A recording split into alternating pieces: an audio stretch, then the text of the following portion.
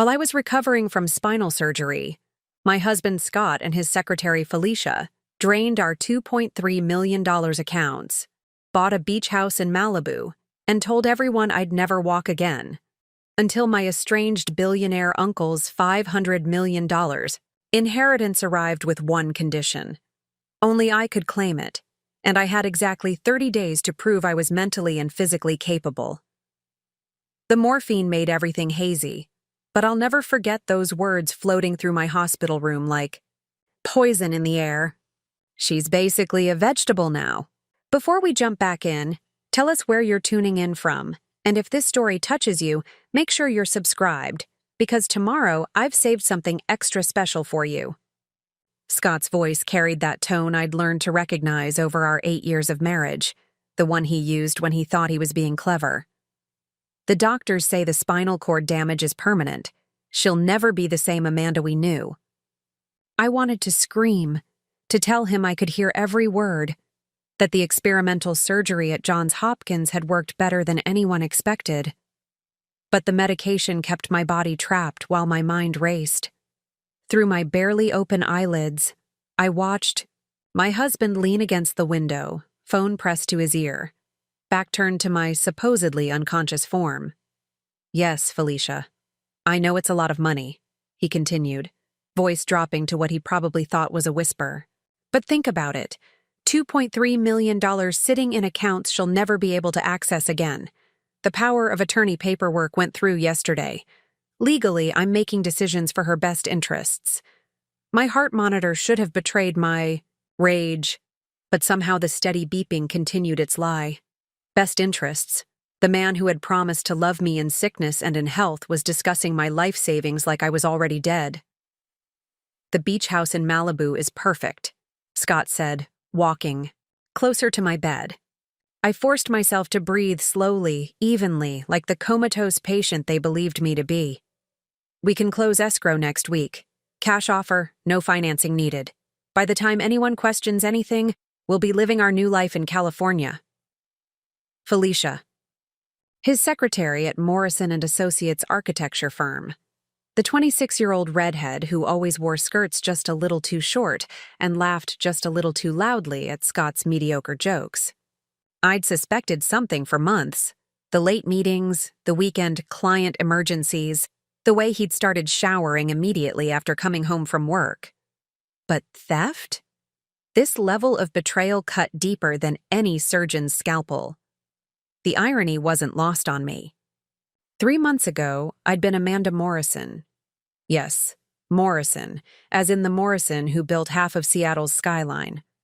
My grandfather's architecture firm had made our family wealthy beyond most people's dreams. I'd met Scott when he applied for a junior architect position, fresh out of graduate school with more ambition than talent.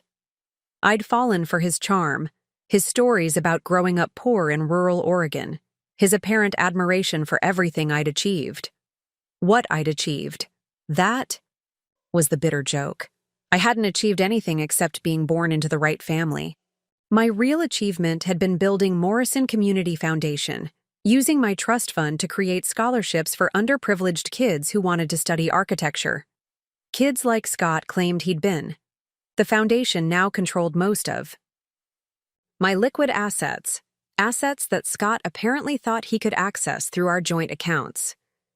"The foundation paperwork is more complicated," Scott continued his phone conversation, moving to the chair beside my bed. The chair where he'd sat exactly twice since my surgery 2 weeks ago, both times when doctors were present. But Amanda was always too trusting with financial decisions. She gave me access to everything when we got married. Said she wanted true partnership. True partnership. I'd reorganized my entire financial structure when we married, believing his pretty words about building something together. My financial advisor had warned me. My cousin Bailey, the only family member I stayed in touch with, had practically begged me to keep some accounts separate. But Scott had been so convincing, so hurt by my apparent lack of trust. "Don't you want a real marriage, Amanda? Don't you believe in us?" I'd believed. I'd believed so completely that I'd restructured my inheritance from my grandfather's estate, created joint accounts, added Scott's name to investment portfolios worth millions. The only thing I'd kept separate was my ownership stake in Morrison and Associates, and only because the company bylaws prevented it. She won't need any of it where... She's going anyway, Scott said, his voice taking on that casual cruelty that made my blood freeze. Felicia, babe, you should see her. The doctors are talking about long-term care facilities. Brain damage from the complications during surgery. Even if her body recovers, her mind... He trailed off, then laughed. Actually laughed. We're doing her a favor, really, taking the burden of managing all that money off her shoulders. Burden?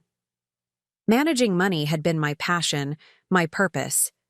Before I'd met Scott, I'd grown my inheritance from $800,000 to over $3 million through careful investments and my foundation work.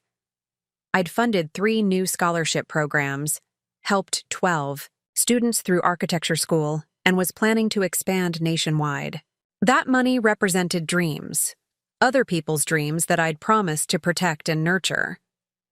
The surgery had been my choice, my last desperate attempt to fix a genetic spinal condition that had been slowly stealing my mobility for 2 years.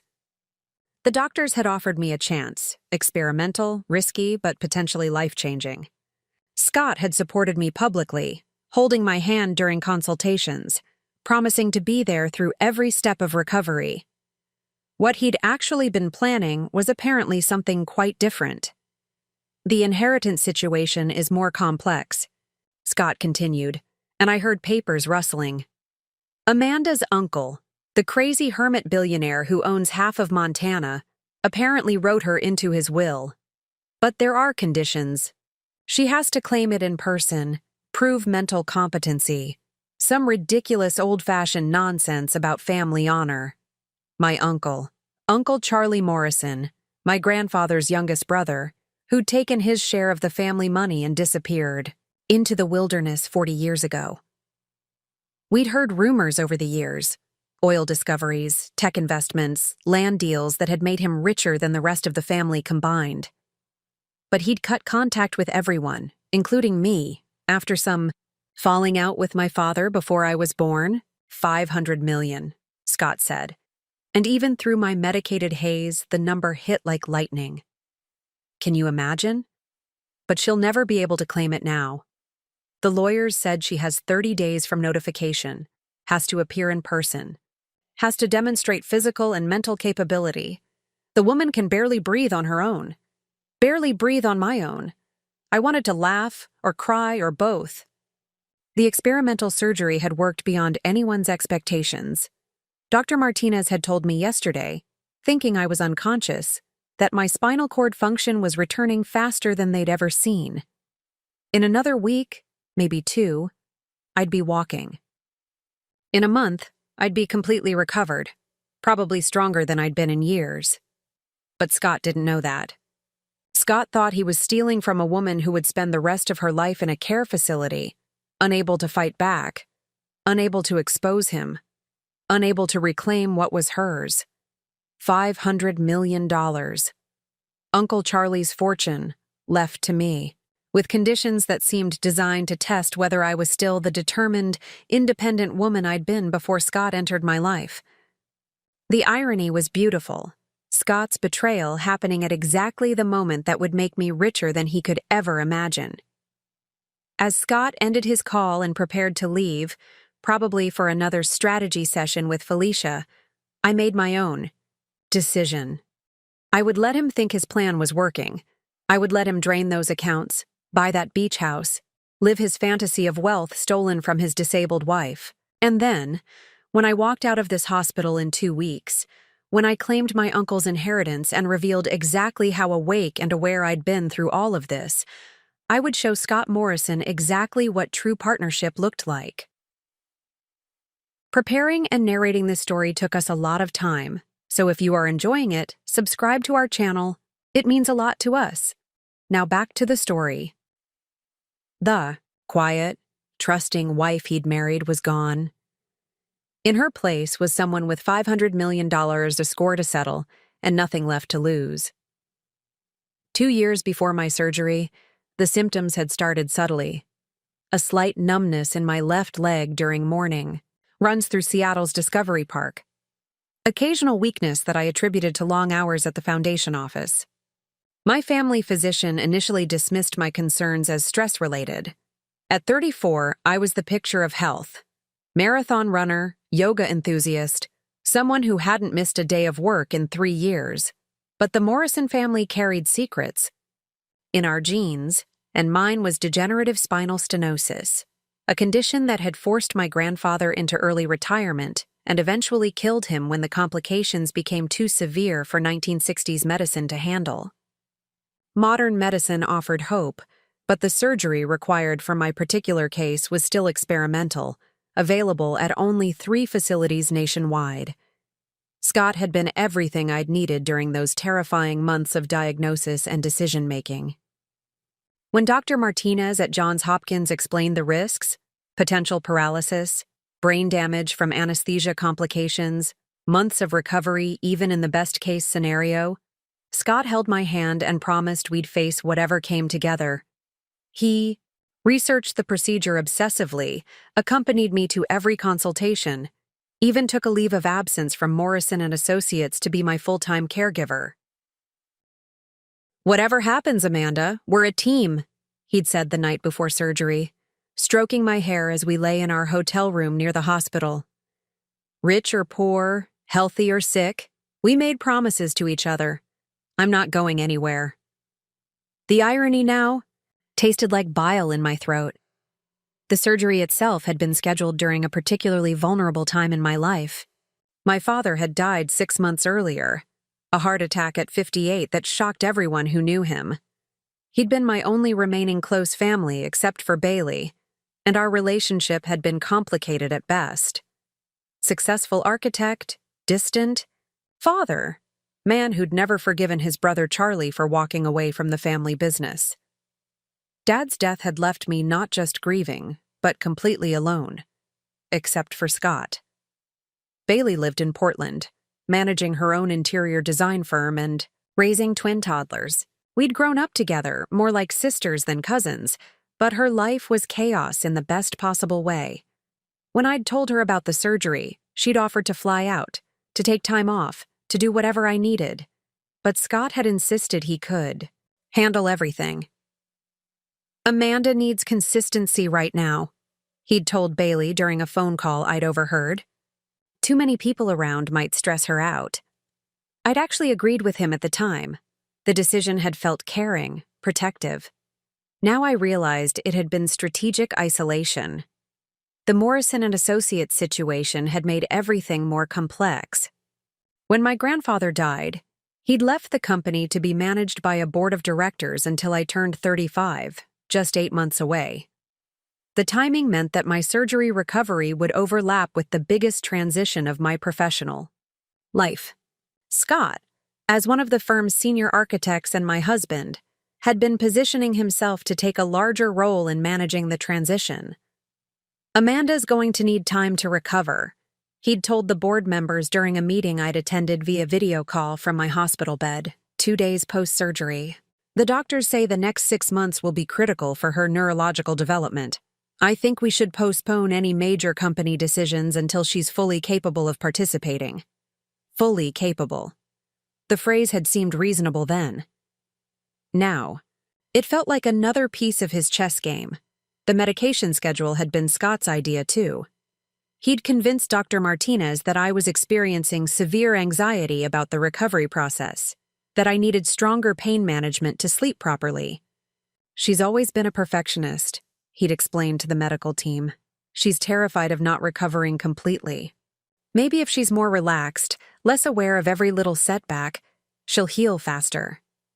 Dr. Martinez had agreed, increasing my morphine dosage and adding anxiety medication that kept me in a fog for hours at a time. "Rest is crucial for spinal recovery," she'd told me during one of my clearer moments. "Your husband is right to advocate for aggressive pain management. Too many patients try to tough it out and delay their healing." But the fog wasn't just medicinal. Scott had systematically removed me from my normal support systems during those crucial first weeks. He'd told my foundation staff that I needed complete isolation to focus on recovery. He'd informed my investment advisor that all financial decisions should be postponed until I was thinking clearly again. He'd even convinced my longtime housekeeper, Maria, that her presence might be too stimulating during my recovery period. The doctors want minimal disruption, he'd explained to each person who might have noticed inconsistencies in his story. Amanda needs to focus all her energy on healing. The financial power of attorney had been signed during one of my heavier medication periods. I remembered fragments: Scott sitting beside my hospital bed with official-looking papers, a notary public who'd seemed rushed and distracted, my own signature looking shaky but recognizable on documents I'd been too medicated to read carefully. "Just precautionary," Scott had assured me. "In case something happens to you during recovery, I need to be able to handle the bills, manage the foundation, keep everything running smoothly. You'd do the same for me. I would have done the same for him." That was the most painful realization. Of all, my trust had been so complete, so naive, that I'd handed him the keys to everything I'd built without a single question. The nurses had started commenting on how devoted Scott appeared. "Your husband is here every day," one had told me during a shift change. "Most spouses struggle with the long recovery process, but he seems so committed to your care, committed to my care." While planning to steal my life savings and disappear with his secretary, the worst part wasn't even the money. It was the systematic way he'd dismantled my autonomy. Every friend who might have visited, every professional who might have asked questions, every person who knew me well enough to notice something was wrong, Scott had methodically cut them off from access to me. He'd created a perfect storm of isolation, medication, and legal vulnerability. And now I understood why. Uncle Charlie's inheritance wasn't something Scott could have planned for, but everything else, the timing, the isolation, the financial access, it had all been too convenient to be coincidental. Scott had been planning this betrayal for months, maybe years, waiting for the right moment when I'd be too vulnerable to fight back. But there was one thing Scott didn't know about Morrison family genetics. We might carry spinal stenosis in our bloodline, but we also carried something else: a stubborn refusal to stay down when someone tried to destroy us. My grandfather had built an empire from nothing. My father had survived the loss of his brother and built his own legacy. And now it was my turn to show what Morrison blood was really made of. The 30-day countdown on Uncle Charlie's inheritance wasn't just about money. It was about proving I was still the woman who'd built a foundation, grown a fortune, and never backed down from a challenge. Scott had picked the wrong Morrison to underestimate. The first inconsistency came on a Tuesday morning, exactly 16 days after my surgery. Dr. Martinez was explaining my remarkable progress to what she believed was my unconscious form when Scott arrived for his daily devoted husband performance. I'd learned to time my breathing, to keep my heart rate steady, even when adrenaline coursed through my veins. "Her spinal function is returning faster than we anticipated," Dr. Martinez told Scott, reviewing my charts. "The nerve conductivity tests show significant improvement. At this rate, she could regain full mobility within weeks, not months." Through my barely opened eyelids, I watched Scott's face carefully. A loving husband should have been overjoyed by this news. Instead, I saw something flicker across his features. Disappointment? Concern? The emotion was gone so quickly I might have imagined it, replaced by his practiced expression of cautious hope. "That's wonderful news, Doctor," Scott said, but his voice lacked genuine enthusiasm. "Of course, we need to be realistic about her cognitive function. The medication, the trauma, even if her body recovers, there's no guarantee her mind will be the same."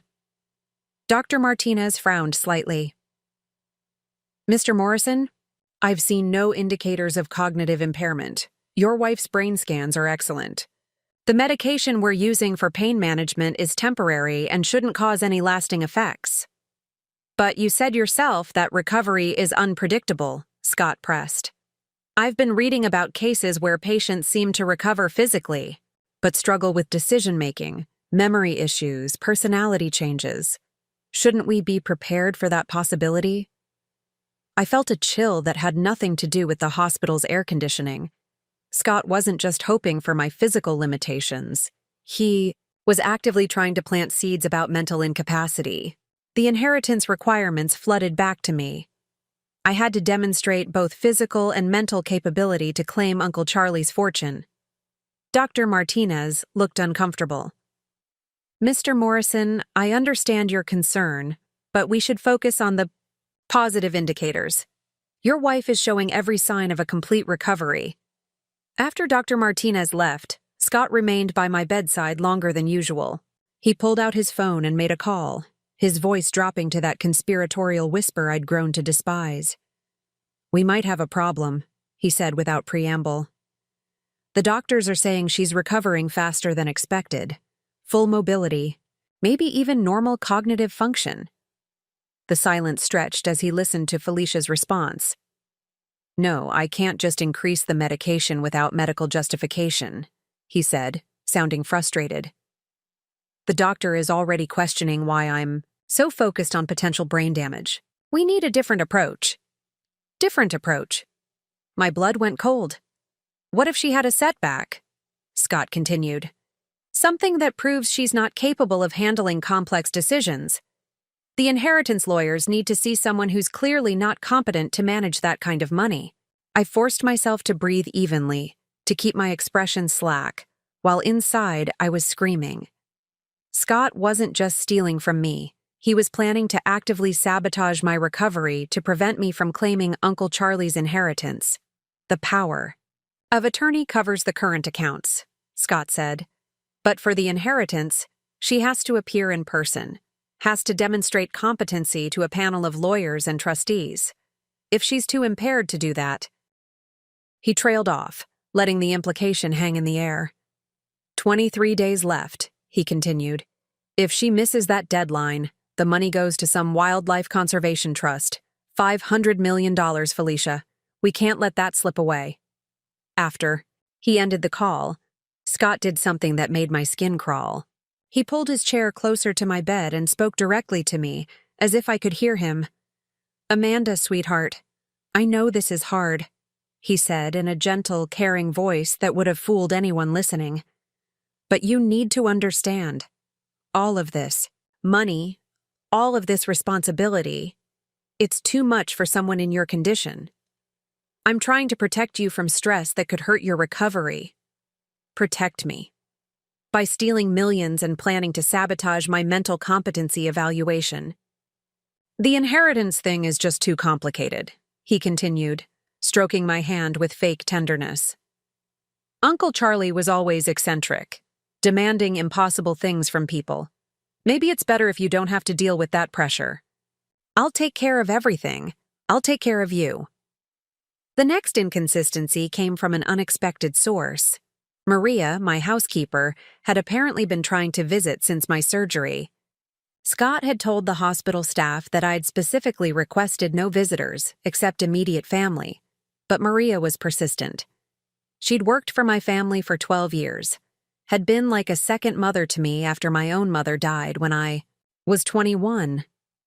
Mr. Morrison, I heard a nurse say during shift change, there's a woman here who claims to be family. Maria Valdez. She says she's Amanda's aunt, but she's not on the approved visitor list. My heart leaped. Maria was claiming to be family to get past Scott's restrictions. The woman was brilliant. She's not family, Scott said quickly. She worked for Amanda's household. Very devoted. But Amanda found her overwhelming sometimes. The stress of visitors like that could really set back her recovery. But I could hear the hesitation in his voice, the first crack in his confident facade. She seemed very concerned, the nurse continued. She brought some personal items she thought Mrs. Morrison might want. Family photos, a journal, some jewelry. Should I tell her to leave them at the desk? No, Scott said too quickly. Oh, I'll take them. Amanda wouldn't want Maria to worry. Personal items, my journal, the leather-bound notebook where I kept financial passwords, account numbers, investment strategies. Everything Scott would need to complete his theft. Items that Maria, who cleaned my home office weekly, would know were important to me. But there was something else. Maria had been present during several of my video calls with the foundation board, had overheard conversations about my uncle's reclusive lifestyle, his rumored wealth. If anyone would know about Uncle Charlie's inheritance, it would be Maria. And if she was trying this hard to see me, she might have information Scott didn't want me to receive. The third crack came that evening, when Scott thought I was deep in my medication cycle. He was on another call with Felicia, but this time his voice carried notes of panic I hadn't heard before. The trust lawyers called today, he said. They wanted to confirm Amanda's current medical status, said they had a 30-day window to arrange her competency evaluation, and they wanted to schedule it as soon as possible. A pause then. No, I told them she was still in critical condition, that any legal proceedings would need to wait until she was stable, but they didn't seem satisfied with that answer. Another pause, longer this time. They said Uncle Charlie's will specifically anticipated potential medical situations. There are provisions for bedside evaluations, alternative testing methods. Felicia? They're not going to just take my word that she's incompetent. The fear in Scott's voice was unmistakable now. His perfect plan was developing flaws he hadn't anticipated. Uncle Charlie, even from beyond the grave, was proving harder to outmaneuver than Scott had expected. We need to move faster, Scott said. The Malibu house, the account transfers, all of it. And we need to make sure that when those lawyers do show up for an evaluation, Amanda is clearly in no condition to pass any competency test. As Scott ended his call and prepared to leave for another night with Felicia, I realized that my window of opportunity was smaller than I'd thought. 23 days to claim the inheritance, but Scott was planning to ensure I'd be in no condition to do so. The devoted husband mask was slipping, revealing the desperate thief underneath. But Scott had made one crucial mistake. He'd underestimated not just my recovery, but the network of people who actually cared about my well-being. Maria was trying to reach me. The trust lawyers were asking questions. Dr. Martinez was documenting my remarkable progress. Scott thought he'd isolated me completely, but cracks were forming in his perfect plan. And I was about to discover that sometimes the most unexpected allies emerge from the shadows when you need them most. Her name was Bailey Chen. No relation. To my former physician, just one of those cosmic coincidences that made me smile despite everything. She introduced herself as the night shift physical therapist, a petite woman with kind eyes and an observant nature that Scott had clearly underestimated. What he didn't know was that Bailey had been watching, documenting, and growing increasingly suspicious of his behavior for over a week. "Mrs. Morrison," she whispered during her first real conversation with me, 3 days after the trust lawyers had called. "I know you can hear me. Your muscle responses during passive range of motion exercises are too controlled, too purposeful for someone who's truly unconscious." My heart rate spiked before I could control it, and Bailey noticed immediately. "It's okay," she said softly, adjusting my position to look like routine care. "I'm not going to tell anyone.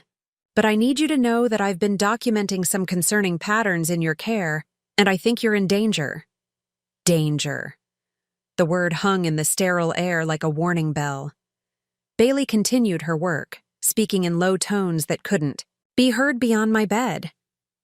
"Your husband has been asking unusual questions about medication protocols," she said. "Yesterday, he wanted to know about sedatives that could cause temporary cognitive impairment. He claimed he was worried about you being agitated when you wake up, but his questions were too specific, too focused on duration and detectability." My blood went cold. Scott wasn't just planning to sabotage my competency evaluation, he was researching how to do it medically. "There's more," Bailey continued, checking the hallway before pulling a small notebook from her scrubs pocket. I've been tracking his visits, his conversations, his interactions with staff. The pattern is disturbing. She showed me the notebook, angling it so only I could see.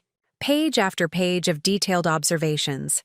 Times, dates, conversations overheard, inconsistencies noted. Bailey had been conducting her own investigation. Day 12. Scott asks about power of attorney procedures for incapacitated patients. Claims, concern about managing bills, but questions focus on investment accounts and business decisions. Day 14. Overhears phone conversation in hallway. Scott tells someone she'll never be able to handle complex financial decisions. Tone celebratory, not concerned. Day 16. Scott meets with woman in hospital cafeteria. Red hair, business attire, intimate body language. She leaves him legal documents. Felicia. Bailey had seen Scott with Felicia and documented it. Day 18. Scott inquires about visiting restrictions. Specifically asks how to prevent well-meaning but disruptive visitors from interfering with recovery process. I've been a physical therapist. For 8 years, Bailey whispered, closing the notebook. I've seen devoted spouses, and I've seen opportunistic ones. Your husband's behavior doesn't match someone who's genuinely concerned about your recovery. She glanced toward the door, then continued. But what really convinced me something was wrong was the woman who's been trying to visit you. Maria Valdez. She's been here 6 times, and each time your husband turns her away with different excuses. Yesterday she was crying in the parking lot, begging me to just confirm that you were alive and okay. Maria. My heart ached thinking about her desperation. To see me. Maria gave me something to give you, Bailey said, reaching into her other pocket.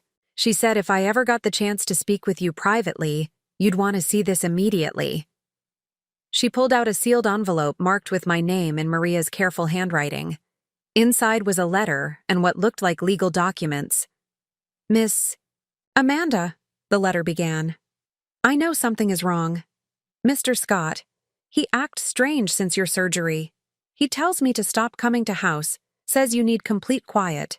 But I know you, and you would never want me to stay away when you need help. Bailey held the letter where I could read it while maintaining the pretense of routine care. Yesterday, strange man comes to house, says he works for lawyers in Montana, says your Uncle Charlie is dead, leaves papers for you. Mr. Scott, he takes papers, tells man you are too sick to understand. But man seems worried. He gives me his card, says if I can reach you, call immediately. Uncle Charlie was dead. The inheritance was real, and Scott had intercepted the initial legal notification. The man, he says Uncle Charlie left very specific instructions. Says you must hear about inheritance directly, not through husband. Says Uncle Charlie never trusted men who marry women for money. He wrote special protections in his will. My uncle, the hermit billionaire who'd disappeared into Montana 40 years ago, had somehow anticipated this exact situation. Even in death, Charlie Morrison was protecting his family from predators. Bailey showed me the business card Maria had. Included, Thomas Bradford, estate attorney, Bradford & Associates, Kalispell, Montana.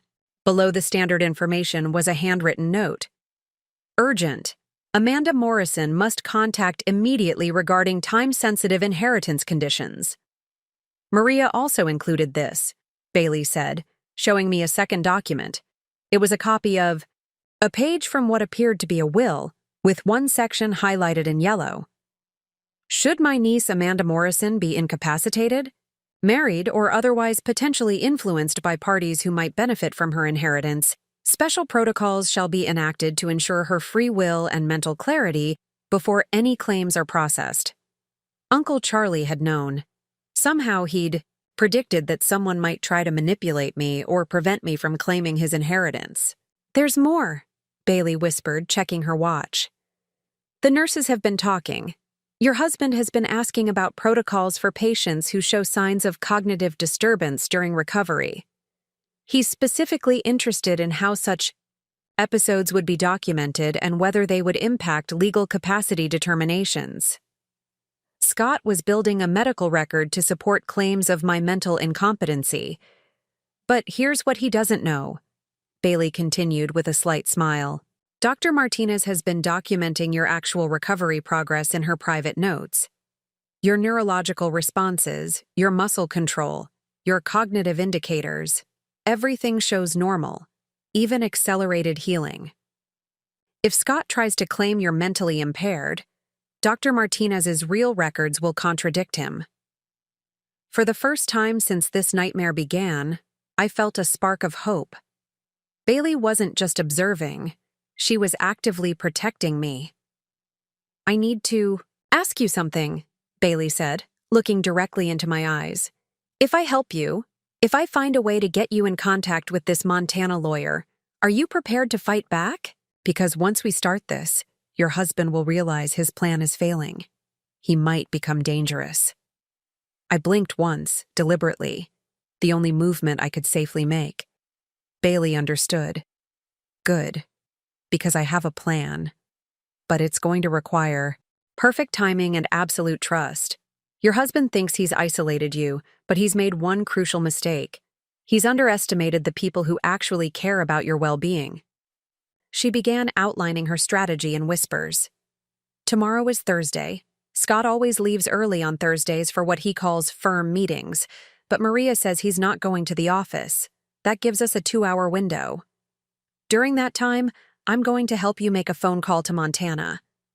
We're going to contact this Thomas Bradford and find out exactly what your uncle's will requires.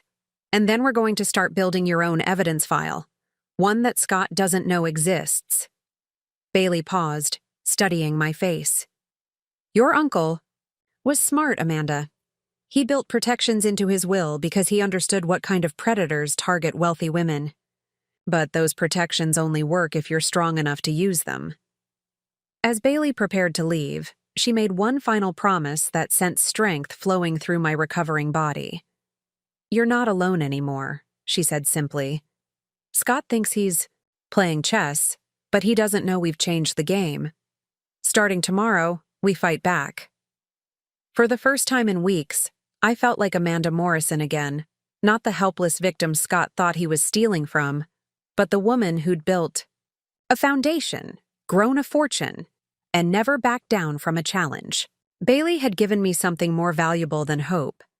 She'd given me an ally who saw the truth and was willing to act on it. The quiet, trusting wife was gone. In her place was a Morrison ready for war. Thursday morning arrived with the precision of a military operation. Scott left at exactly 9:15 a.m., just as Bailey had predicted, kissing my forehead with practiced tenderness while whispering, I'll be back this afternoon, sweetheart. Rest well. The moment his footsteps faded down the corridor, Bailey appeared with a secure hospital phone and a determination that matched my own growing rage. Thomas Bradford is expecting our call, she said, helping me sit up properly for the first time in weeks. But Amanda, what he told me yesterday when I called to arrange this, you need to prepare yourself. This goes much deeper than we thought. With Bailey's help, I was able to speak clearly for the first time since my surgery. My voice was weak but steady as Thomas Bradford's gravelly Montana accent filled the room through the speakerphone. Miss Morrison, he said, your Uncle Charlie was one of the smartest men I ever knew, and he spent the last 5 years of his life investigating your husband. What I'm about to tell you isn't going to be easy to hear. The room seemed to spin as Bradford continued. Charlie hired private investigators to look into Scott Morrison's background after your wedding announcement appeared in the Seattle Times. What they found was extensive. Bailey squeezed my hand as Bradford's words shattered what remained of my world. Scott Morrison's real name is Scott Bradley Thompson. He's been married twice before, both times to wealthy women, both marriages ending with suspicious financial circumstances. His first wife, Jennifer Walsh, died in a car accident 6 months after changing her will to leave everything to Scott. His second wife, Catherine Rodriguez, suffered what doctors called a mysterious neurological episode that left her unable to manage her own affairs. Scott was granted full power of attorney and drained her accounts before disappearing. I couldn't breathe. The man I'd shared a bed with for 8 years, the man I'd trusted with my life, was a serial predator. Catherine Rodriguez recovered eventually, Bradford continued, but by then Scott was gone, along with $1.8 million. She's still alive, living in Arizona, and she's been trying to track him down for 3 years. Charlie's investigators found her, and she provided detailed documentation of Scott's methods. Bailey was taking notes frantically as Bradford laid out the horrifying pattern. Scott's approach is always the same. Target successful women with substantial assets but limited family support. Establish himself as indispensable during a vulnerable period. Gain access to financial accounts through marriage or legal manipulation. Create a medical crisis or exploit an existing one to justify taking control. Drain the accounts and disappear while the victim is incapacitated. The inheritance notification was sent to your home address 3 weeks ago, Bradford said. Charlie specifically requested that Scott not be told directly, but of course he intercepted the mail. Charlie anticipated this possibility. Your uncle was paranoid, but it turns out he had good reason to be. My voice was barely a whisper. How much has he already taken? Based on the financial monitoring Charlie arranged, approximately $2.1 million from your joint accounts, another $400,000 from your foundation's operating funds, and he's in the process of liquidating your investment portfolio.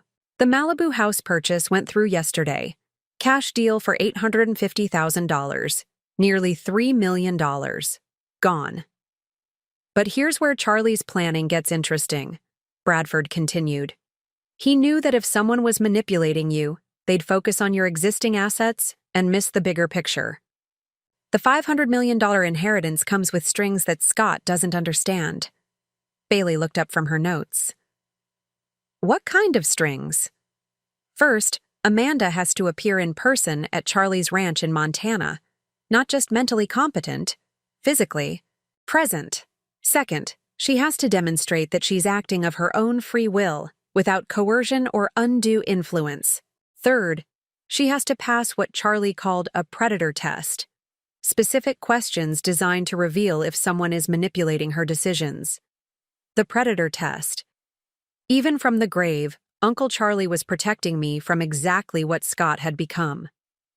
If Amanda fails any part of the evaluation, or if the trustees determine she's being influenced by someone who stands to benefit from her inheritance, the money goes to a wildlife conservation trust.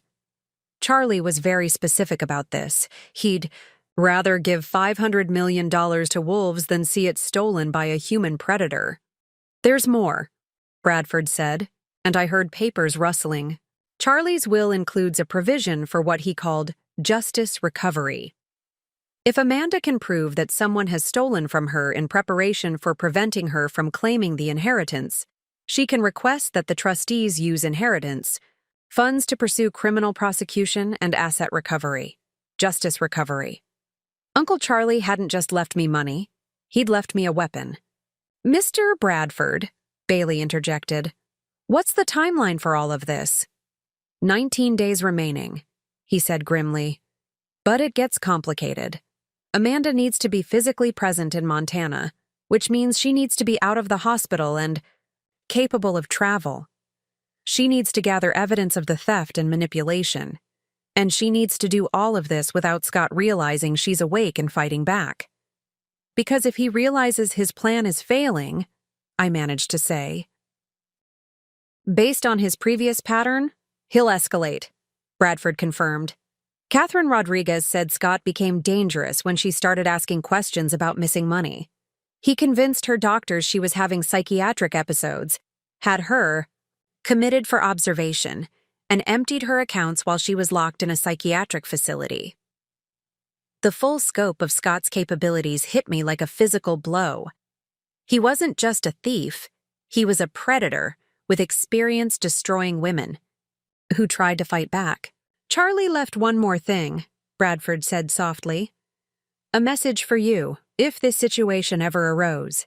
He said to tell you that Morrison blood doesn't bow to parasites, and that he was proud of the woman you'd become despite having his brother for a father. Despite having his brother for a father. There were family secrets I'd never known, fractures that explained Uncle Charlie's disappearance 40 years ago. Mr. Bradford, Bailey said, what do we do now? Now, we execute Charlie's contingency plan, he replied. Amanda, your uncle predicted this exact scenario, and he spent years preparing for it. Tomorrow, you're going to start the most important performance of your life, convincing Scott that his plan is working while secretly preparing for your escape to Montana. As we ended the call, Bailey looked at me with a mixture of admiration and concern. Amanda, this is bigger than we thought. Scott isn't just stealing from you. He's a professional predator who's done this before. Are you sure you're strong enough for this fight? I thought about Jennifer Walsh, dead at the hands of a man I'd shared my bed with.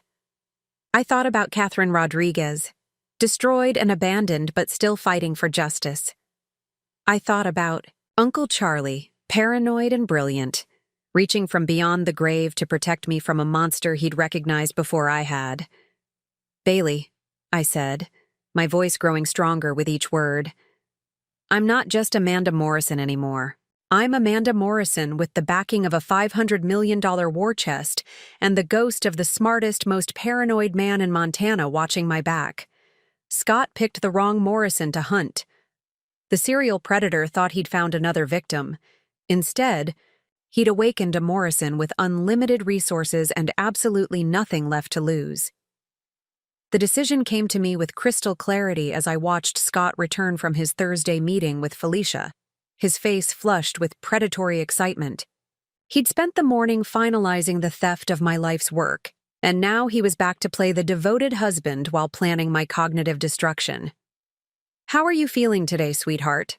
Scott asked, settling into his usual chair with practiced concern. What he didn't know was that Bailey had coached me on exactly how to appear during this crucial performance. Scott's phone buzzed with a text from Felicia. Beach house keys picked up. Our new life starts Monday. She'll never know what hit her. Monday. 4 days to prepare for the most important performance of my life. Convincing a serial killer that his plan was succeeding while secretly preparing my counterattack. The doctors say you're making progress, Scott continued, his voice carrying false warmth. Of course, after everything your body has been through, there might be some adjustments. Memory issues, trouble concentrating. These things are normal after major surgery. Scott was already laying groundwork for claiming I was mentally incompetent, speaking as if I could hear him but not understand the implications. The manipulation was so calculated, so evil, that it took every ounce of self-control not to sit up and scream at him. After Scott left for dinner with colleagues, Bailey returned with game-changing news. I contacted Dr. Martinez, she whispered. She's agreed to conduct a private neurological assessment tomorrow, one that won't be shared. With Scott, we'll have medical evidence to counter any claims about your mental state. There's more, Bailey continued. Thomas Bradford said if you're being prevented from claiming your inheritance through fraud or coercion, you can request an emergency evaluation. The trustees will come to you. Emergency evaluation. Uncle Charlie had anticipated even this scenario, that I might be too incapacitated to travel to Montana myself. Bailey, I whispered, we're not just going to escape Scott's plan. We're going to use his own actions to destroy him. My strategy crystallized. For the next 4 days, I would let Scott believe his plan was working perfectly. I would appear confused, disoriented, suffering from the cognitive impairment he hoped to document. Meanwhile, we'd gather evidence of every theft, every forged document, every illegal action. When the trustees arrive for the emergency evaluation, I said, I won't just prove my competency. I'll present them with a complete case file demonstrating exactly how Scott Thompson has been systematically stealing from me while planning to prevent me from claiming my inheritance. "You're going to let him hang himself," Bailey said, understanding the brilliance. "Scott thinks he's being careful, but he's gotten arrogant. He believes I'm helpless, that no one is watching him. We're going to document every crime and present. It all as evidence of exactly the kind of predator Uncle Charlie's will was designed to prevent." "What about Monday? What do you think he's planning?" "He needs medical documentation of my cognitive impairment before the trust lawyers can arrange their own evaluation. My guess is he's planning to trigger some kind of incident that would justify sedating me or having me declared mentally incompetent." "Like Catherine Rodriguez," Bailey said grimly. "He had her committed for psychiatric observation." "But Catherine didn't have what I have," I replied. "She didn't have a paranoid billionaire, uncle who spent 5 years preparing for exactly this situation. She didn't have medical staff documenting her real condition, and she didn't have time to prepare." Bailey looked uncertain. "Amanda, this is incredibly dangerous. If Scott realizes you're awake and fighting back—" "He won't," I said with absolute conviction. "Because I'm going to give him exactly what he wants to see. A confused, disoriented woman who's clearly not capable of managing her own affairs. The performance of my life." I thought about Jennifer Walsh, dead because she'd trusted the wrong man. I thought about Catherine Rodriguez, destroyed but still fighting for justice. I thought about Uncle Charlie, brilliant and paranoid, reaching from beyond the grave to give me the tools for justice. Scott Thompson has made a career of destroying women who trusted him. He's stolen millions, probably killed at least one person, and he thinks he's untouchable because his victims were isolated and helpless. But I'm not isolated, and I'm not helpless. I'm a Morrison with a $500 million war chest and the most comprehensive legal protection ever designed. Over the next hour, Bailey and I planned every detail of our deception. She would continue documentation while helping me prepare for the performance of my life. Dr. Martinez would conduct her private assessment, and I would spend the weekend convincing Scott that his plan was working perfectly, right up until Uncle Charlie's trustees arrived to witness his destruction. "Monday isn't when Scott destroys me," I told Bailey. "Monday is when I destroy Scott Thompson once and for all." Friday morning brought the first test of my acting abilities when Dr. Martinez arrived for what Scott believed was a routine examination. What he didn't know was that Bailey had arranged for a comprehensive cognitive assessment disguised as standard neurological testing. "Amanda?" Dr. Martinez said softly, shining a light in my eyes. "Can you hear me?" I blinked slowly, letting my eyes wander unfocused around the room before settling on her face with confused recognition. "Doctor?" I whispered, my voice deliberately weak and uncertain. Scott leaned forward immediately. "Sweetheart, you're in the hospital. You had surgery. Remember, don't try to think too hard about it." Perfect. He was already establishing the narrative that thinking was difficult for me. Dr. Martinez conducted her examination with professional thoroughness, but I caught the subtle tests she was actually administering: memory checks, logical reasoning, spatial awareness, tests that would establish my complete cognitive recovery in her private records. "What year is it, Amanda?" she asked casually. I hesitated, as if struggling, then gave the correct answer but added, "I think? Everything feels fuzzy." "That's completely normal," Scott said quickly. "The medication, the trauma. Dr. Martinez, should we be worried about permanent effects?"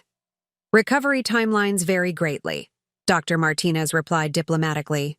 But when Scott wasn't looking, she made subtle gestures that let me know she understood exactly what I was doing.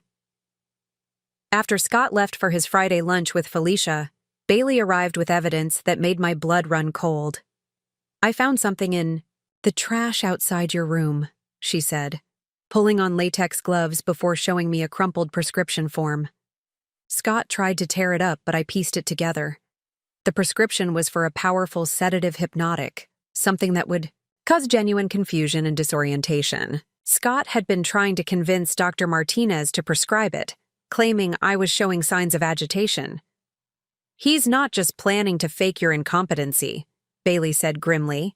"He's planning to drug you into actual incompetency for the evaluation." "There's more," Bailey continued, producing her phone. "I've been documenting his financial activities through public record searches. The Malibu house purchase was just the beginning. She showed me screenshots of property records and business filings that painted a picture of systematic theft. He's established a shell company called Pacific Wellness Investments," she explained. "Officially, it's supposed to manage your medical care expenses, but actually, he's been funneling your foundation money through it. $400,000 transferred from Morrison Community Foundation to Pacific Wellness, then immediately to his personal account." My foundation. The scholarships for underprivileged architecture students Scott had stolen from children who needed that money for their futures. I cross-referenced Pacific Wellness with business records from his previous marriages, Bailey T. continued. Jennifer Walsh had Desert Health Solutions. Catherine Rodriguez had Mountain Care Services. Same pattern every time. Scott had refined his theft techniques over 3 marriages, getting more sophisticated with each victim. "Bailey, I need you to do something dangerous," I said. "Tonight, when Scott goes to his weekend getaway with Felicia, I need you to help me access my home computer." Her eyes widened. "Amanda, that's breaking multiple hospital policies. I could lose my license." "My home computer has financial records Scott doesn't know I kept. Backup files of every transaction, every investment, every foundation payment. If we can access those files, we can build a case that proves exactly how much he's stolen and when." "There's something else," I continued. "My computer has a hidden partition with copies of all my foundation work. Scott thinks he's stolen from personal accounts, but some of that money was designated for specific scholarships. He's stolen from kids who were counting on those funds for college." Bailey's expression hardened.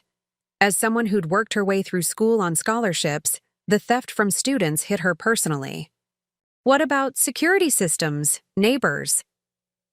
"Our neighbor Mrs. Patterson has a spare key for emergencies. She's 83 and suspicious of Scott since our wedding. If I can convince her that Scott is stealing from me, she'll help." We spent the next hour planning our midnight mission. Bailey would tell the night staff I was sleeping deeply. We'd slip out through the delivery entrance, access my computer files while Scott was at his romantic weekend. "The financial records will prove the theft," I explained. "But more importantly, they'll show the timeline. Scott started moving money the day after my surgery was scheduled. This wasn't opportunistic, it was premeditated." As evening approached and Scott left for his weekend celebration, I prepared for the most dangerous mission of my life. I wasn't afraid anymore. I was a Morrison with a purpose, backed by my uncle's paranoid brilliance and my own desperate determination. Scott thought he was safe, celebrating his victory over another helpless victim. He had no idea that his newest target was about to become his worst nightmare.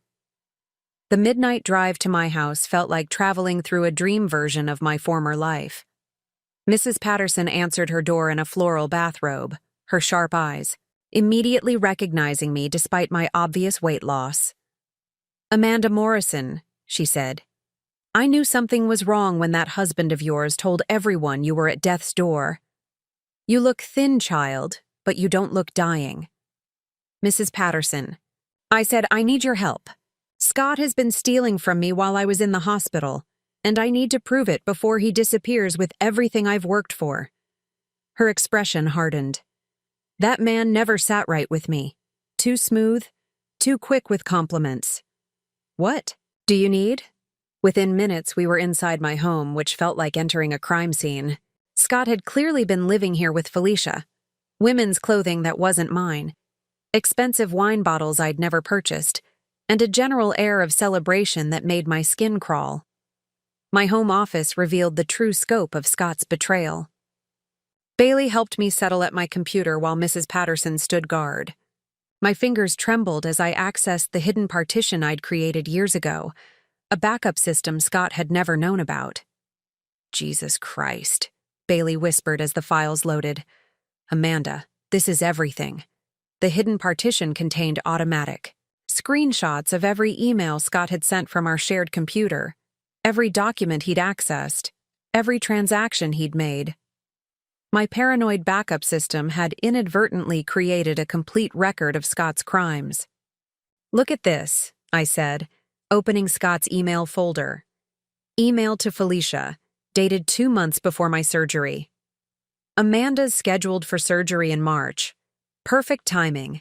She'll be incapacitated for months, maybe permanently if things go well. Start looking at properties in California. Email to someone named Brad Collins. Need the shellfish extract formula you used on the Walsh job. My target has spinal surgery scheduled, but I want a backup plan in case she recovers too quickly. Brad Collins. Another predator in Scott's network. Someone who'd helped him poison Jennifer Walsh. Amanda, Bailey said urgently. This email is from the day before your surgery. Email to Felicia. Paid Dr. Stevens $50,000 to ensure Amanda's surgery has complications. He'll create neurological damage that will justify permanent guardianship. Once I have full control, we can liquidate everything and disappear. Dr. Stevens.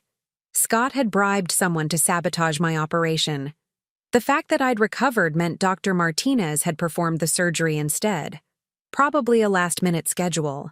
Change Scott couldn't control. He tried to have you permanently disabled, Bailey said, her voice shaking with rage. But the emails got worse.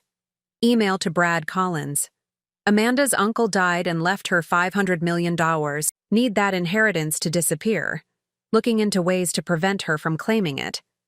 Worst case, we stage a suicide after she fails the competency evaluation. Stage a suicide. Scott wasn't just planning to steal from me. He was planning to kill me if the inheritance was too tempting to abandon. Mrs. Patterson's sharp whistle from the window froze us both. Car coming up the street, she called. Looks like it might be turning into your driveway. The files are still copying, I said, watching the progress bar. 95% complete. We need to go, Bailey said. If he finds us here, 100%. I ejected the flash drive and shut down the computer. But as we prepared to slip out the back door, we heard a voice calling through the front windows, a voice with a familiar Montana accent. Miss Morrison? This is Thomas Bradford. I drove down. From Montana because we have a problem. Scott Thompson knows about the inheritance evaluation, and he's planning something for Monday that we need to discuss immediately. Thomas Bradford. Uncle Charlie's lawyer had driven through the night to warn me. Mrs. Patterson, I said, can you let Mr. Bradford in? Tell him we're here, that we've been gathering evidence, and that Scott Thompson is more dangerous than any of us realized. As Mrs. Patterson opened the door, I clutched the flash drive containing Scott's complete confession. Email after email of premeditated theft, attempted murder, and planned homicide. Evidence that would destroy Scott and potentially save Catherine. Rodriguez's life. Bailey, I said. Monday isn't just about claiming my inheritance anymore. It's about stopping a serial killer before he destroys anyone else. Flash drive and shut down the computer. We have everything. But as we prepared to slip out the back door, we heard a voice calling through the front windows, a voice with a familiar Montana accent. Miss Morrison, this is Thomas Bradford. I drove down from Montana because we have a problem. Scott Thompson knows about the inheritance evaluation, and he's planning something for Monday that we need to discuss immediately. Thomas Bradford. Uncle Charlie's lawyer had driven through the night to warn me about Monday's danger. Amanda, Bailey whispered. If Bradford is here, if Scott's timeline has moved up, it means the trap is closing faster than we planned, I finished. But now we have everything we need to destroy him. Through the window, we could see Bradford pacing on my front porch, clearly agitated. This wasn't a social call. This was an emergency mission. Mrs. Patterson, I said, Can you let Mr. Bradford in? Tell him we're here, that we've been gathering evidence, and that Scott Thompson is more dangerous than any of us realized." As Mrs. Patterson went to open the door, I clutched the flash drive containing Scott's complete confession. Email after email of premeditated theft, attempted murder, and planned homicide. Evidence that would not only destroy Scott, but potentially save Catherine Rodriguez's life. "Bailey," I said, "Monday isn't just about claiming my inheritance anymore. It's about stopping a serial killer before he destroys anyone else." The hunter had become the hunted, but the real revelation was that I'd been stalked by a monster far more dangerous than I'd ever imagined. And now, with Uncle Charlie's paranoid preparations and my own desperate determination, I finally had the weapons to stop him. Back in my hospital room at 3 a.m., with Thomas Bradford's urgent warnings echoing in my mind and the flash drive of evidence burning in my palm, the full emotional weight of my discovery finally hit me. I wasn't just married to a thief. I'd shared 8 years of my life with a serial killer who had murdered at least one woman and was planning to kill me. "Amanda," Bailey said softly, watching me stare at the ceiling as dawn approached. "You need to process this. You can't compartmentalize trauma this severe and expect to function during Monday's evaluation." She was right. For 3 weeks, I'd been focused on survival, on strategy, on outmaneuvering Scott. But now, with concrete proof of what he really was, the emotional devastation was threatening to overwhelm me. 8 years. 8 years of believing his touches were loving when they were actually a predator studying his prey. 8 years of thinking I was building a life with someone who was systematically planning my destruction. "How did I not see it?" I whispered. "Jennifer Walsh, Catherine Rodriguez, they were intelligent women too. How did none of us recognize what he was?" Bradford had explained that Scott was a professional who studied his targets for months before making contact. He'd researched the Morrison family history, learned about my grandfather's empire, my father's estrangement from Uncle Charlie, my isolation after my parents' deaths. He'd crafted his entire personality around being exactly what a lonely Morrison heiress would fall for. "Even our first meeting wasn't coincidence," I said to Bailey. "He applied for a job at Morrison and Associates right after my father died. He knew I'd be vulnerable, grieving, taking on more responsibility. He positioned himself to be there when I needed support. But the personal betrayal was only part of the devastation. The emails revealed that Scott had stolen scholarship money from 12 students whose futures he'd sacrificed for his luxury lifestyle. Marcus Johnson, a kid from Tacoma whose mother worked 3 jobs. Scott had stolen Marcus's final year funding. Elena Vasquez, whose scholarship was supposed to fund graduate school so she could design sustainable housing for her reservation. Scott had liquidated that fund to buy champagne for his beach house celebration. "I failed them," I said, thinking about Marcus and Elena and the 10 other students. "They trusted me to protect their scholarship money, and I handed it to a predator." "You didn't hand him anything," Bailey said firmly. "He stole it through fraud and forgery. And Amanda, you're going to get that money back, every penny of it." That's when the transformation began.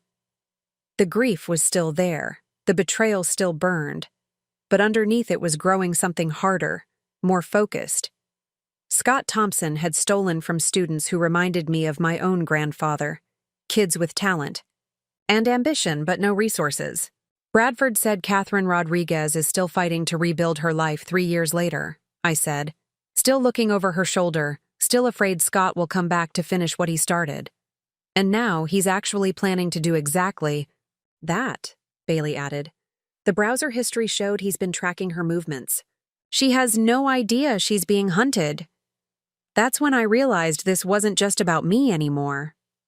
Scott Thompson was a serial predator who had destroyed 3 women's lives and was planning to destroy more.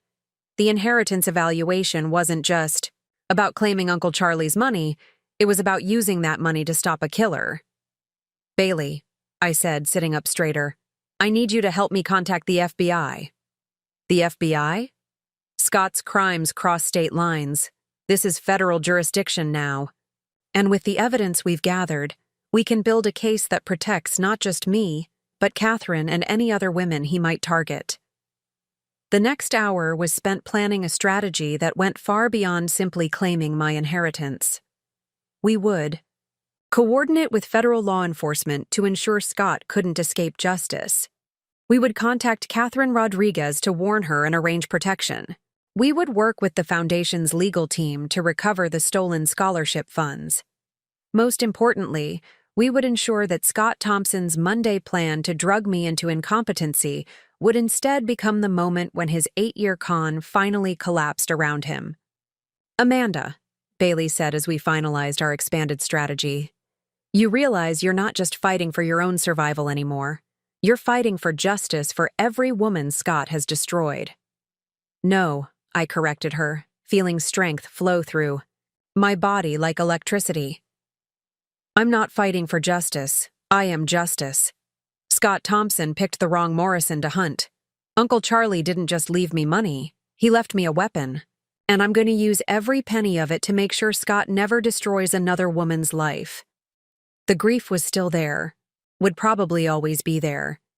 But it had been forged into something harder, more dangerous. The broken woman was gone. In her place was someone Uncle Charlie would have recognized. A Morrison with unlimited resources and an unbreakable will. Sunday morning brought an unlikely gathering in my hospital room that would have made Uncle Charlie proud. By 8 a.m., Bailey had coordinated the arrival of what she called Amanda's Justice League, a collection of professionals who would transform my personal revenge into a systematic takedown of a serial predator. Agent Oscar Martinez from the FBI's Financial Crimes Division arrived first, a soft-spoken man who specialized in interstate fraud cases. Bradford had contacted him directly, leveraging Uncle Charlie's political connections. "Mrs. Morrison," Agent Martinez said, reviewing the flash drive evidence, "what you've uncovered represents one of the most comprehensive fraud operations we've seen. Scott Thompson has been operating across multiple states for over a decade." "Multiple states?" I asked, though I was beginning to expect Scott's crimes were more extensive than we'd discovered. "Nevada, Arizona, Colorado, and now Washington. We've connected him to at least 5 suspicious deaths of wealthy women, not just Jennifer Walsh. Your case is unique because you're still alive to testify. 5 women. Scott was a serial killer whose body count was higher than any of us had imagined." Dr. Patricia Chen arrived next, a forensic psychiatrist specializing in predatory behavior patterns. She'd driven down from Vancouver after Bradford contacted her through Uncle Charlie's legal network. "Amanda," Dr. Chen said after reviewing Scott's emails, "your husband displays classic traits of an intimate partner predator. The level of planning and emotional manipulation in these communications is extraordinary." She showed me an email about emotional programming. "Amanda responds best to guilt-based manipulation. Reference her parents' deaths, her isolation, her need to prove she's worthy of love. Make her feel responsible for my happiness, then exploit that dependency." Emotional programming. Scott had studied my psychological vulnerabilities like a scientist studying a lab specimen. "Scott's predatory behavior follows predictable patterns," Dr. Chen continued. "When his control is threatened, he escalates. Based on his previous cases, he'll likely attempt to trigger what appears to be a psychiatric episode, something that would justify immediate hospitalization."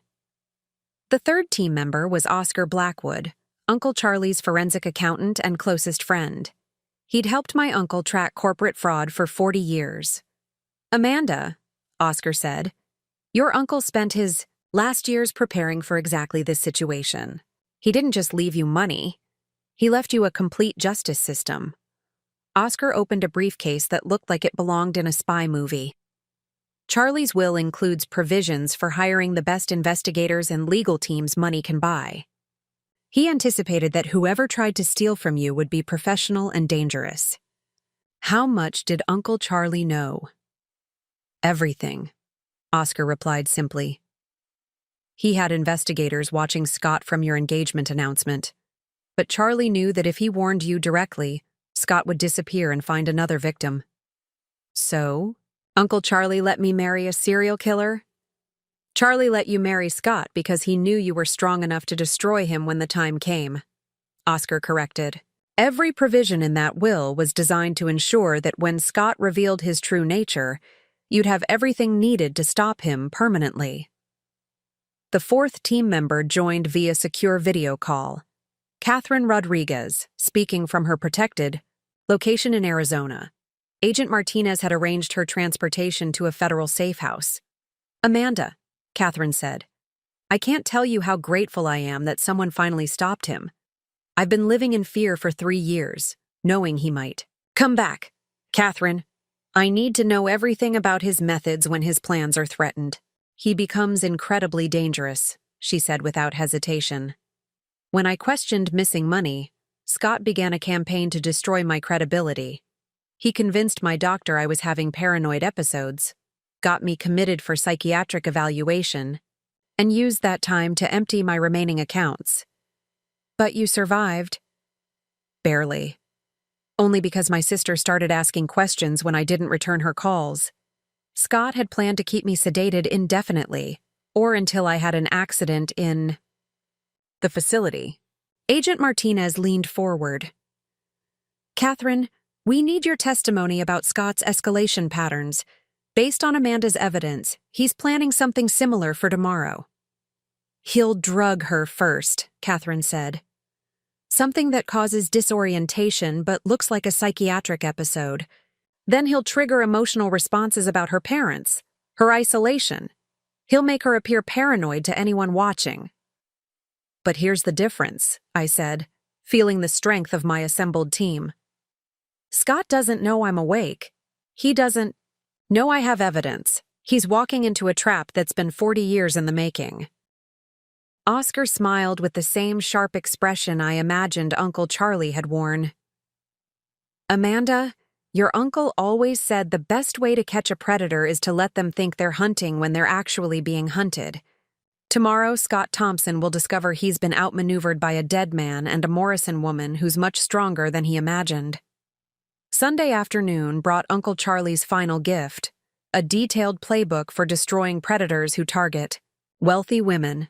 Oscar Blackwood returned with the leather-bound manual, sealed in Charlie's safe for 5 years.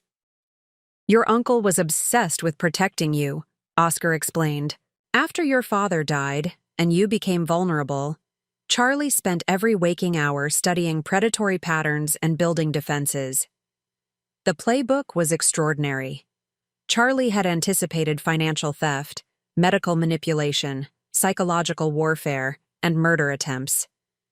Each section included specific countermeasures, legal protocols, and emergency procedures.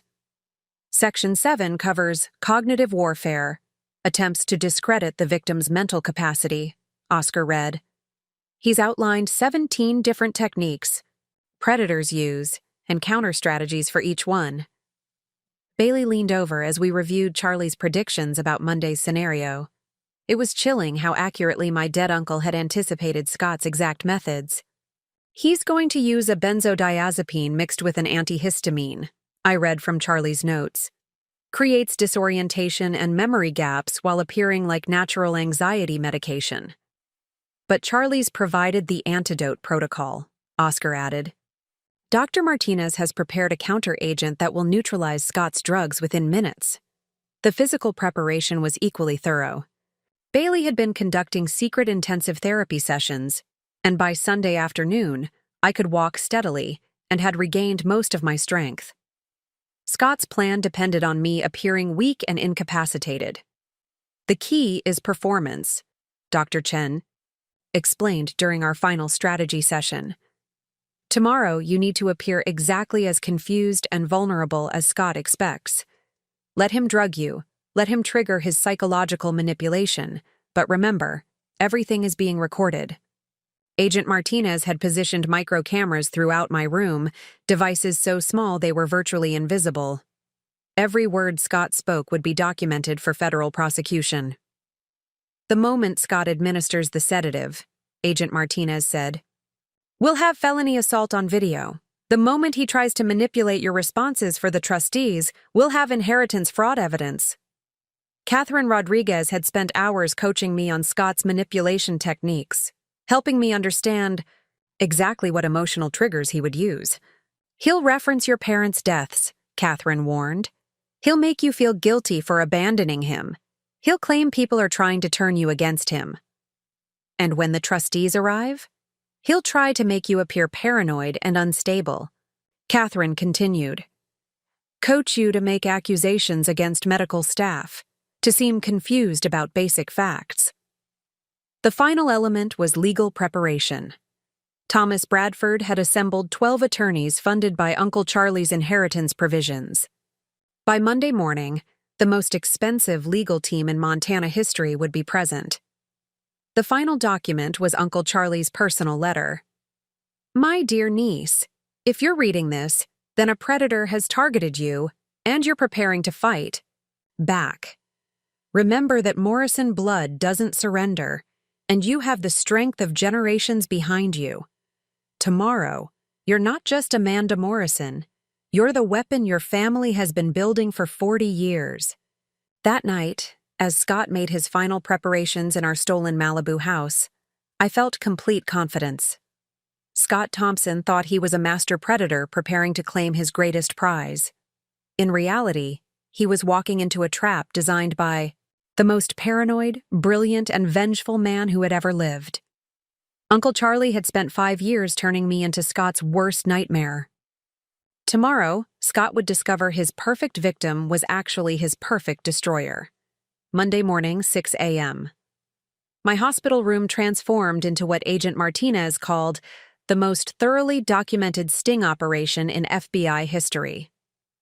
The legal foundation we'd built was so comprehensive that Scott's destruction was guaranteed regardless of how events unfolded.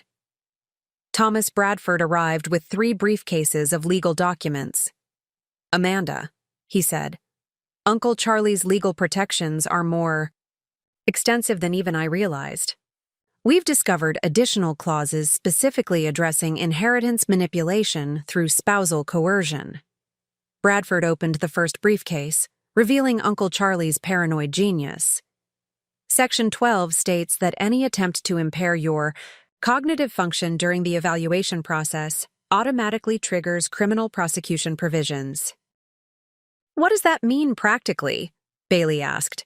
The moment Scott introduces any unauthorized substance into your system, he's not just committing assault, he's violating federal inheritance fraud statutes, Agent Martinez explained.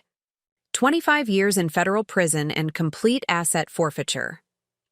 The second briefcase contained victim impact documentation, comprehensive files on every woman Scott had destroyed, compiled by Uncle Charlie's investigators over 5 years. Jennifer Walsh's family provided bank records showing $3.2 million stolen before her death, Bradford read. Catherine Rodriguez documented $1.8 million plus medical trauma requiring 3 years of therapy.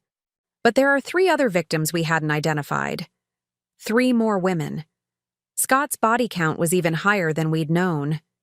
Sarah Chen in Colorado lost $900,000 before suffering a heart attack at 34. Maria Santos in Nevada lost $1.2 million, then died in a suspicious house fire.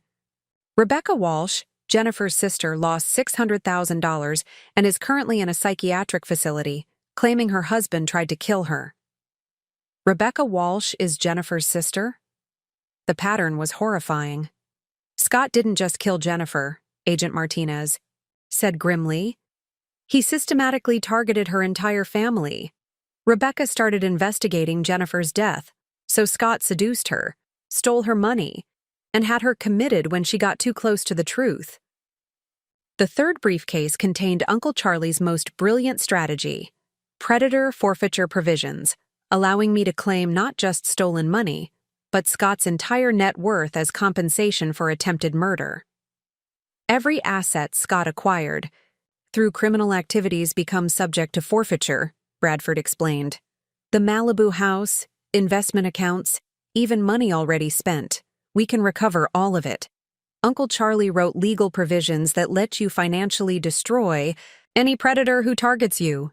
Dr. Martinez arrived with the psychological evidence file, comprehensive analysis of Scott's predatory behavior crucial for prosecution. Based on emails and Catherine's testimony, we can establish intimate partner terrorism, Dr. Martinez explained.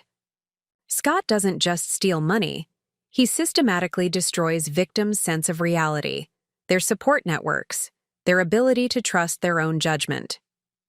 The psychological manipulation is more legally significant than financial theft, Bradford added.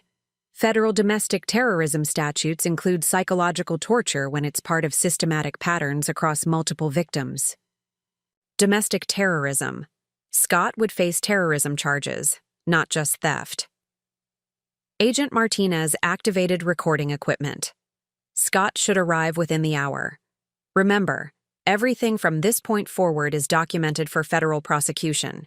Every word, every action, every manipulation attempt will ensure Scott Thompson never hurts another woman. As the team prepared for Scott's arrival, I reviewed Uncle Charlie's final legal gift: provisions for establishing a $100 million foundation specifically for hunting predators who target wealthy women. Uncle Charlie didn't just want to save you, Bradford said. He wanted to create a system protecting every woman from predators like Scott Thompson. Today isn't just about justice for you. It's about launching a war against every man who thinks wealthy women are easy targets. The legal foundation was complete. Every document filed, every protection activated, every prosecution tool prepared. Scott Thompson was walking into the most comprehensive legal trap ever constructed, designed by a man who'd spent 40 years studying predators and 5 years building weapons to destroy them. When Scott arrived expecting to drug a helpless victim, he would trigger a legal avalanche that would bury him and his entire network. Uncle Charlie's final revenge was about to begin.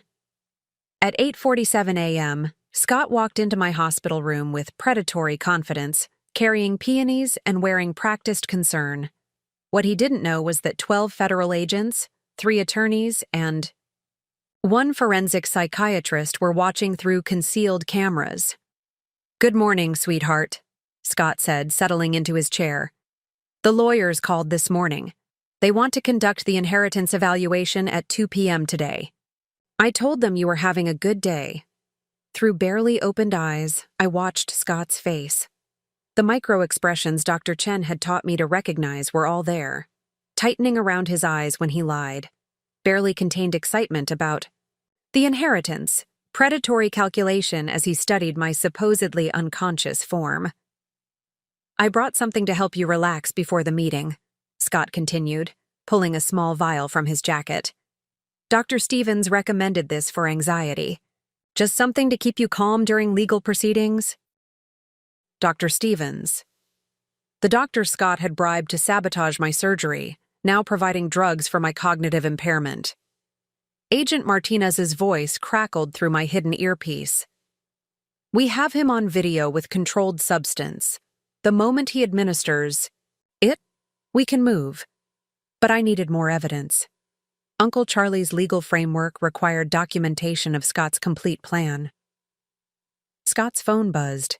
He smiled, the genuine smile I'd rarely seen during our marriage. "Felicia's at the Malibu house," he said to my supposedly unconscious form. "She's decorating our new bedroom. Perfect view, nothing but ocean and sky. Perfect place for our new life. Our new life. Built on stolen dreams of scholarship students and destroyed lives of his previous victims. The lawyers don't know this yet," Scott continued, moving closer. "But after today, you're going to need long-term care. Specialized facilities for people with cognitive impairment. Very expensive, but don't worry. I'll make sure you're comfortable. Long-term care." Scott was planning institutionalization, just like he'd done to Catherine Rodriguez and Rebecca Walsh. Scott checked the hallway, then made a phone call. "Brad, it's Scott.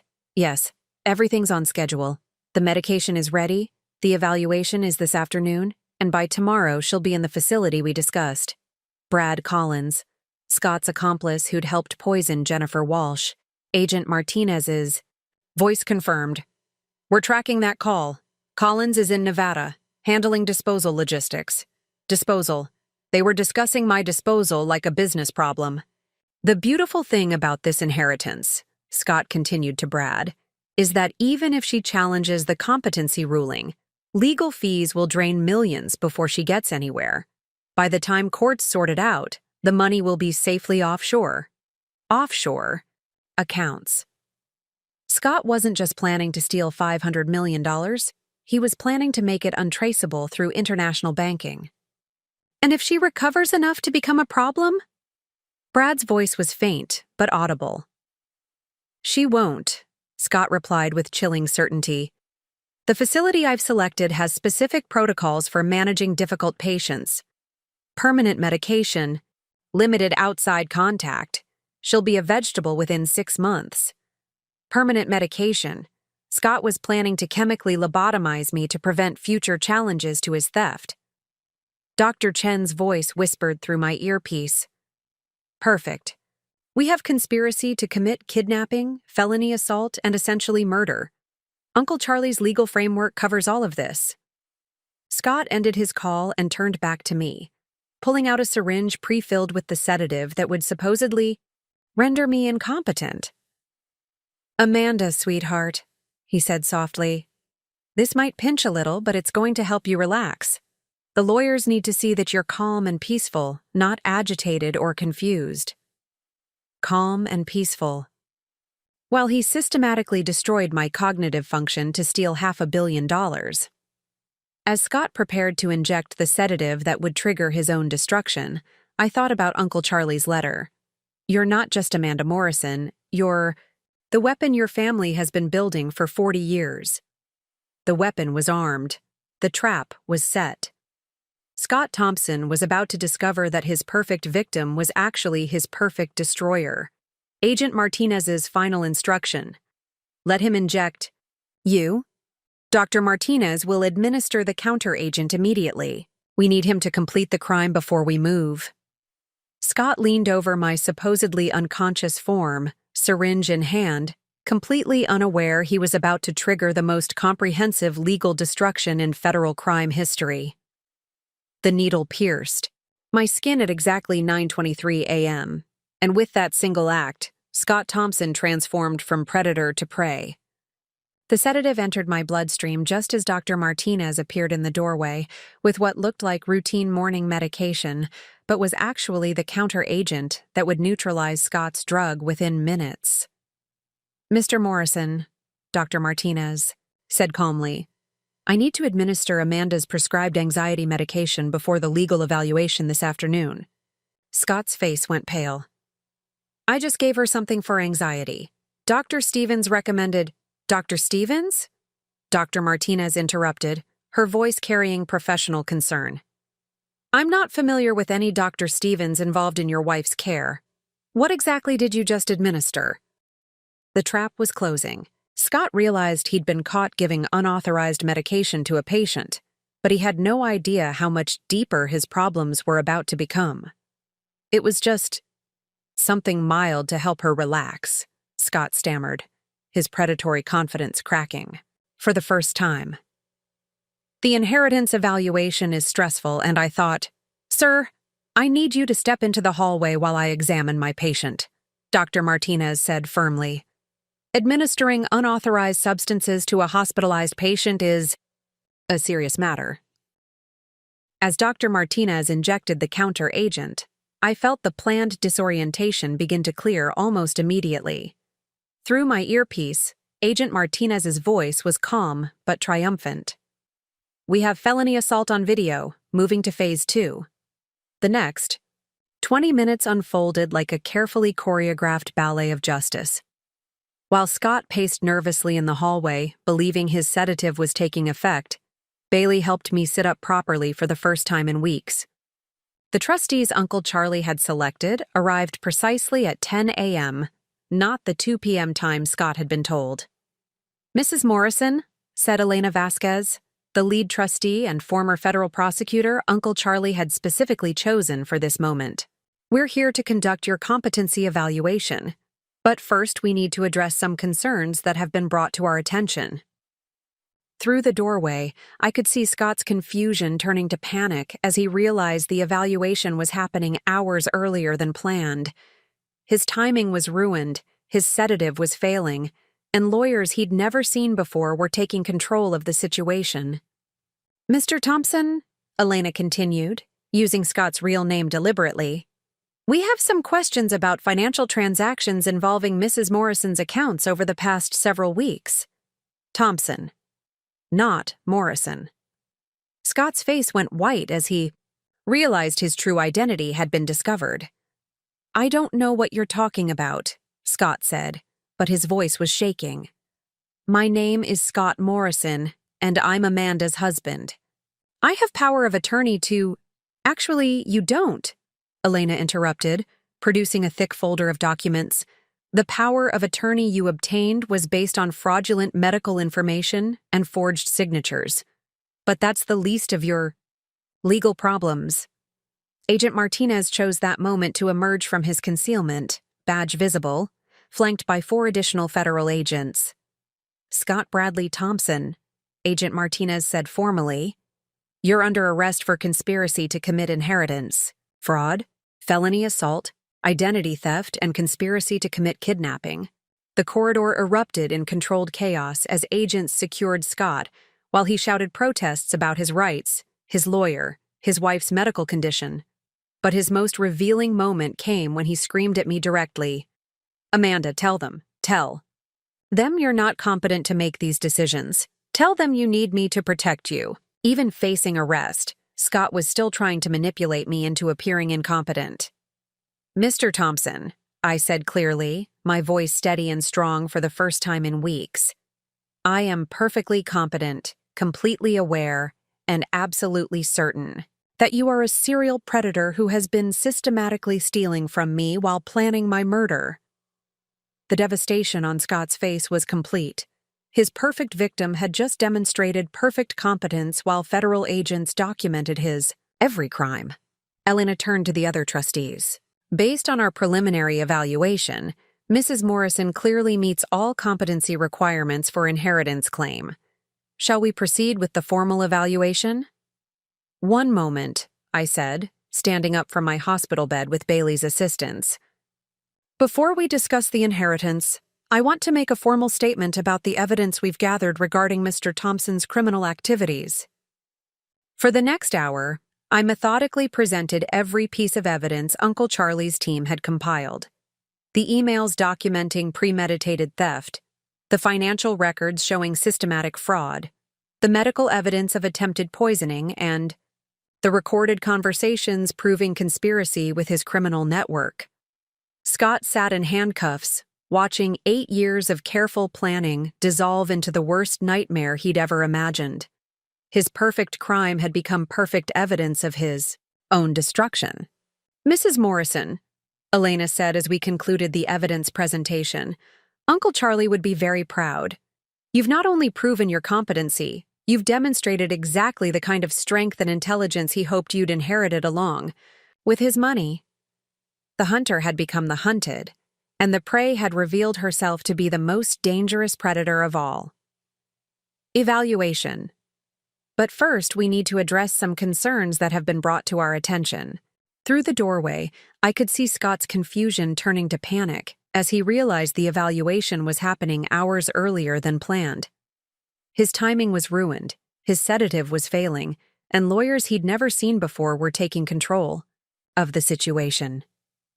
"Mr. Thompson," Elena continued, using Scott's real name deliberately, "we have some questions about financial transactions involving Mrs. Morrison's accounts over the past several weeks." Thompson, not Morrison. Scott's face went white as he realized his true identity had been discovered. "I don't know what you're talking about," Scott said, but his voice was shaking. "My name is Scott Morrison, and I'm Amanda's husband. I have power of attorney to—" "Actually, you don't," Elena interrupted, producing a thick folder of documents. "The power of attorney you obtained was based on fraudulent medical information and forged signatures. But that's the least of your legal problems." Agent Martinez chose that moment to emerge from his concealment, badge visible, flanked by 4 additional federal agents. Scott Bradley Thompson, Agent Martinez said formally, "You're under arrest for conspiracy to commit inheritance fraud, felony assault, identity theft, and conspiracy to commit kidnapping."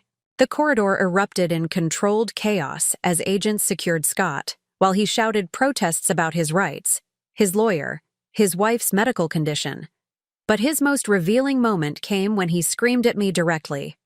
"Amanda, tell them you're not competent to make these decisions. Tell them you need me to protect you." Even facing arrest, Scott was still trying to manipulate me into appearing incompetent. "Mr. Thompson," I said clearly, my voice steady and strong for the first time in weeks, "I am perfectly competent, completely aware, and absolutely certain that you are a serial predator who has been systematically stealing from me while planning my murder." The devastation on Scott's face was complete. His perfect victim had just demonstrated perfect competence while federal agents documented his every crime. Elena turned to the other trustees. "Based on our preliminary evaluation, Mrs. Morrison clearly meets all competency requirements for inheritance claim. Shall we proceed with the formal evaluation?" "One moment," I said, standing up from my hospital bed with Bailey's assistance. "Before we discuss the inheritance, I want to make a formal statement about the evidence we've gathered regarding Mr. Thompson's criminal activities. For the next hour, I methodically presented every piece of evidence Uncle Charlie's team had compiled. The emails documenting premeditated theft, the financial records showing systematic fraud, the medical evidence of attempted poisoning, and the recorded conversations proving conspiracy with his criminal network. Scott sat in handcuffs, watching 8 years of careful planning dissolve into the worst nightmare he'd ever imagined. His perfect crime had become perfect evidence of his own destruction. "Mrs. Morrison," Elena said as we concluded the evidence presentation, "Uncle Charlie would be very proud. You've not only proven your competency, you've demonstrated exactly the kind of strength and intelligence he hoped you'd inherited along with his money." The hunter had become the hunted, and the prey had revealed herself to be the most dangerous predator of all. The domino effect of Scott's arrest was swift and merciless. Within hours of his capture, federal agents across 3 states were executing simultaneous raids that dismantled his entire criminal network. Agent Martinez's coordination was flawless. While Scott sat in federal custody, his accomplices were learning that their perfect predatory system had been completely infiltrated and destroyed. Brad Collins was arrested at his Nevada ranch at 2:47 p.m., Agent Martinez reported during our afternoon debriefing. "We found evidence linking him not just to Jennifer Walsh's murder, but to 4 other suspicious deaths of wealthy women across the Southwest. 4 more victims. Scott's network had been even more extensive than we'd discovered. Dr. Stevens tried to flee when federal agents arrived at his clinic in Phoenix," Agent Martinez continued. "We recovered files documenting 15 cases where he'd deliberately caused surgical complications in exchange for payment from patients' spouses. Scott wasn't his only client." 15 cases. Dr. Stevens had been running a systematic operation, sabotaging surgeries for husbands who wanted their wives incapacitated or dead. The scope of the conspiracy was staggering. But the most satisfying arrest came when federal agents intercepted Felicia at the Malibu house, where she was discovered packing stolen jewelry and attempting to transfer money to offshore accounts. "Felicia Morrison? She'd already changed her name," Bailey said with disgust, reading the arrest report. "She was planning to disappear with the Malibu house and whatever money she could grab before Scott's plan completed." Felicia had been more than just Scott's secretary and mistress. She'd been a full partner in his predatory scheme, already positioning herself to inherit his stolen wealth once he'd eliminated me. The financial recovery was equally comprehensive. Oscar Blackwood, working with federal forensic accountants, had traced every stolen dollar through Scott's network of shell companies and offshore accounts. "We've recovered $2.8 million from your personal accounts," Oscar reported, spreading documents across my hospital bed table. The foundation money, the investment portfolios, even the Malibu house purchase. Everything can be reversed under Uncle Charlie's asset forfeiture provisions. What about the money Scott already spent? I asked. That's where Uncle Charlie's legal genius really shows. Oscar smiled. The predator forfeiture clauses allow us to claim not just the stolen money, but all assets Scott acquired during his marriage to you. His car, his investment accounts, even money he inherited from Jennifer Walsh's estate. All of it becomes yours as compensation for attempted murder. The justice extended beyond financial recovery. Dr. Chen had been working with federal prosecutors to ensure Scott's victims received the psychological support they needed. Catherine Rodriguez is flying in tomorrow to testify at Scott's arraignment, Dr. Chen announced. But more importantly, we've located Rebecca Walsh in the psychiatric facility where Scott had her committed. She's been there for 2 years, still, trying to convince doctors that her husband attempted to kill her. Rebecca Walsh, Jennifer's sister, the woman whose investigation into her sister's death had made her Scott's next target. She'd been imprisoned in a psychiatric facility for 2 years because she'd discovered the truth about Scott Thompson. We're having Rebecca transferred to a proper facility for evaluation, Dr. Chen continued. Based on what we know about Scott's methods, everything she's been claiming is probably true.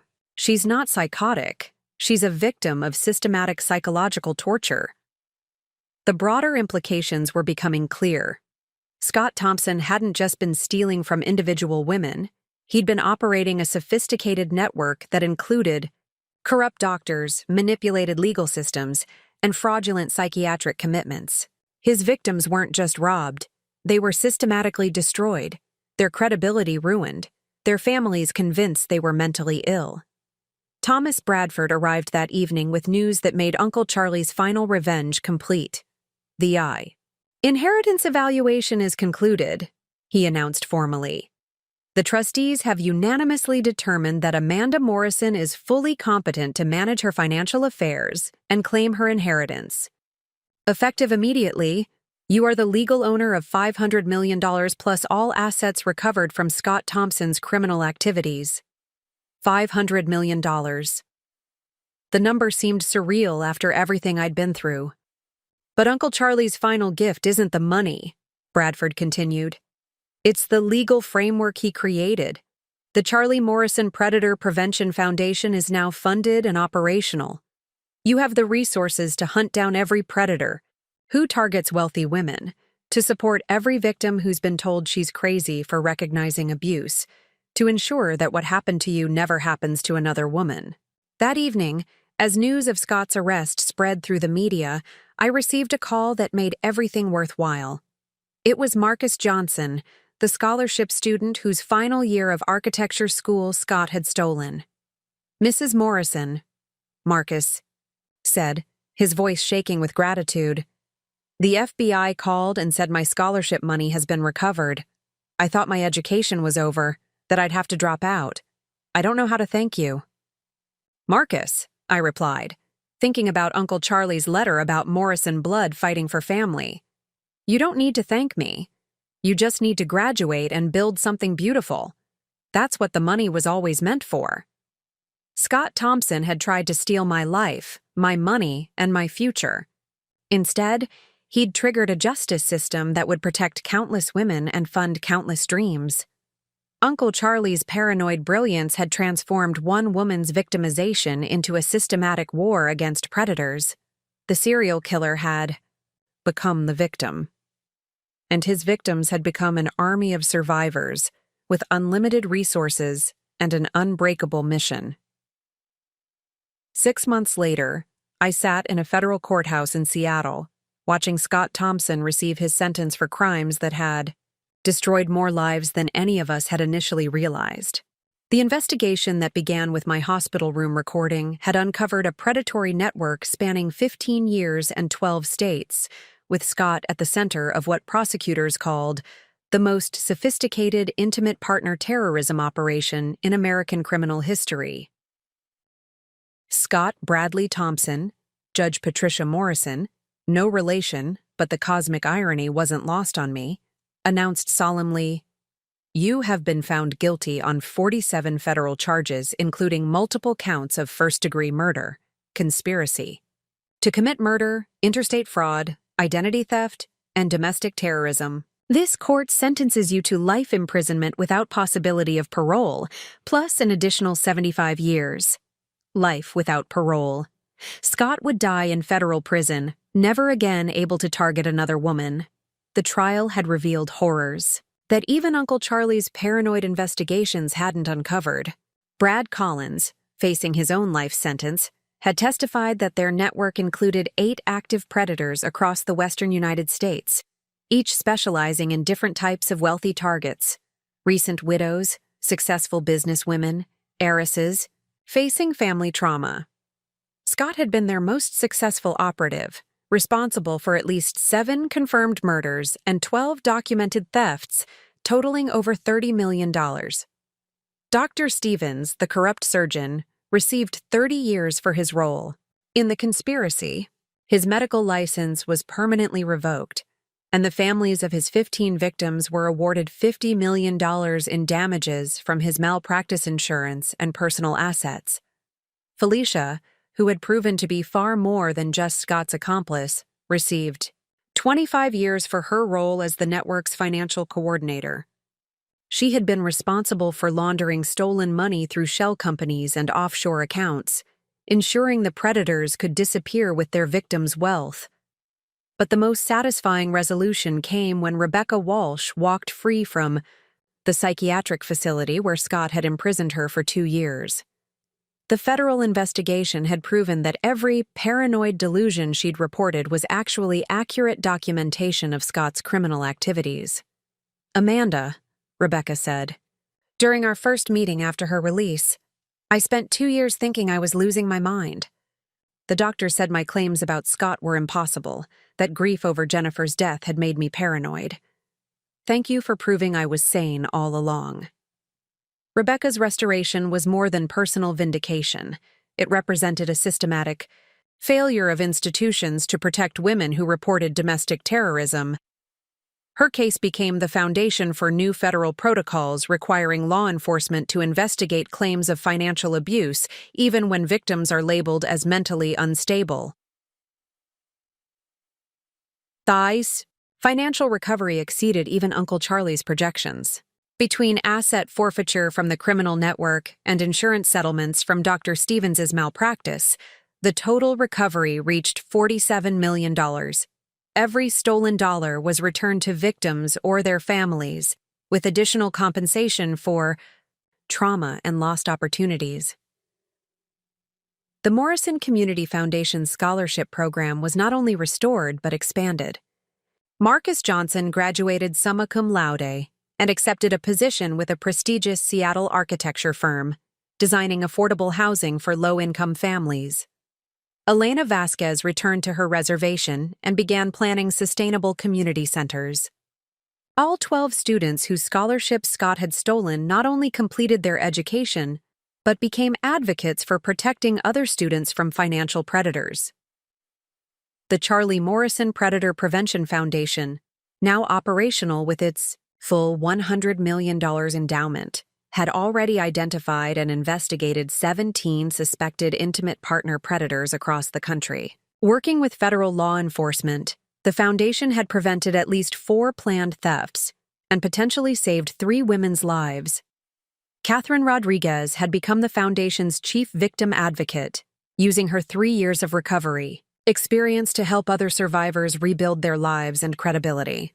"The most important thing we do," Catherine explained during our quarterly board meeting, "isn't just stopping predators. It's restoring victims' faith in their own judgment. These men are experts at making us question our own sanity." Recovery means learning to trust ourselves again. As Scott was led away in shackles to begin his life sentence, I felt no satisfaction in his destruction, only relief that he could never again target another woman. Uncle Charlie's paranoid brilliance had created something unprecedented, a systematic defense against predators who exploit intimate relationships to destroy their victims. The quiet, trusting wife was gone forever. In her place was a woman with unlimited resources, federal law enforcement partnerships, and a mission that would outlive both Scott Thompson and every predator like him. 2 years after waking up in that hospital bed to discover my husband was a serial killer, I stood in the executive conference room of the Charlie Morrison Predator Prevention Foundation, looking out at the Seattle skyline where my grandfather had built his architectural empire. The view was spectacular, but it was the work happening in this room that truly honored the Morrison legacy. "Amanda," Bailey said, reviewing our quarterly impact report, "we've just confirmed our 50th successful intervention. Sarah Chen in Portland, no relation to our Dr. Chen, was being systematically isolated and financially manipulated by her boyfriend. Our investigation revealed he'd used identical methods on 3 previous girlfriends, all of whom lost substantial assets, before he disappeared. 50 women protected. 50 families who would never experience what I'd survived. Uncle Charlie's paranoid brilliance had created something unprecedented. A proactive defense system that identified predators before they could complete their destruction. The foundation had grown beyond even my most ambitious visions. Our team now included 12 full-time investigators, 6 victim advocates, 4 federal liaisons, and partnerships with law enforcement agencies in 37 states. We'd developed psychological profiles that could identify intimate partner predators with 94% accuracy, financial monitoring systems that detected manipulation patterns, and legal frameworks that allowed rapid intervention when women reported suspicious behavior. The Marcus Johnson Scholarship Program just announced its latest recipients. Catherine Rodriguez reported from her position as Chief Victim Advocate. 15 students this year, including 3 whose parents were victims of financial predators. We're not just protecting women, we're ensuring their children's dreams survive even when the worst happens. Marcus himself had become one of our most effective investigators. His architectural background gave him unique insights into how predators constructed their false identities and elaborate deceptions. The young man whose education Scott had stolen was now using his degree to help other victims rebuild their shattered lives. Dr. Patricia Chen had joined our staff as Chief Psychological Consultant, developing intervention protocols that helped victims recognize manipulation before it became financial devastation. Her work with Rebecca Walsh had revolutionized how psychiatric professionals approached claims of domestic terrorism. "We've just received approval for the Rebecca Walsh Protection Act," Dr. Chen announced. "Federal legislation requiring mandatory investigation of financial abuse claims, even when victims are receiving psychiatric treatment. No woman will ever again be dismissed as delusional when she reports intimate partner terrorism." The Rebecca Walsh Protection Act. Federal law named after a woman who'd spent 2 years imprisoned in a psychiatric facility because she'd tried to expose her sister's killer. The legislation would protect countless women whose credibility was attacked when they attempted to report predatory behavior. But the Foundation's most important work was preventive education. We'd developed programs for colleges, corporations, and community organizations that taught women how to recognize predatory behavior before becoming victims. Our Morrison Method psychological assessments were now used by financial institutions to identify clients who might be under undue influence. "The international expansion is exceeding projections," Oscar Blackwood reported. He'd remained with the Foundation as our chief financial officer, continuing the work he'd done with Uncle Charlie for 40 years. The London office opened last month, and we've already identified predatory networks operating across the European Union. Apparently, wealthy women are targeted by similar methods worldwide. International expansion. Uncle Charlie's vision was becoming global reality, protecting women across continents from predators who exploited intimate relationships for financial gain. As our meeting concluded, I walked to Uncle Charlie's portrait in the Foundation lobby, a weathered face with eyes that missed nothing and forgave less. Below his photograph was the inscription he'd chosen for his legacy. Morrison blood doesn't bow to parasites.